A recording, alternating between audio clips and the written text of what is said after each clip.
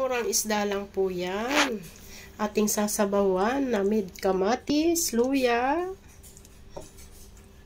sibuyas, at pechay. Ayan ang aming ulam ni Ate Mel ngayon. Ayan na. Pinagsama-sama na natin ang mga ricados at atin ang takpan. Toing, toing, toing. At atin ang pigain ang lemon. Kalahating lemon. Ilagay na natin ang isda para maluto na siya. Diba?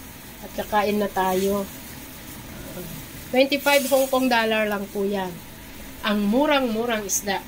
Affordable. Naming mga kunyang. At ito naman, ilagay na natin ang pechay. Ang mga pechay nyo. Kumusta ang mga pechay nyo dyan? Ayan. Takpan natin.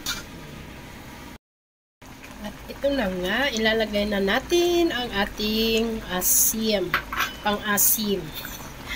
Ang ating lemon. Kalahating lemon. Diba? Napakasimple lang, sinabawang isda.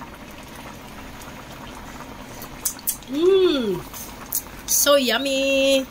Maraming salamat po sa inyong panonood. Lagi tayong mag-iingat at health is wealth. Ganon. Bye-bye!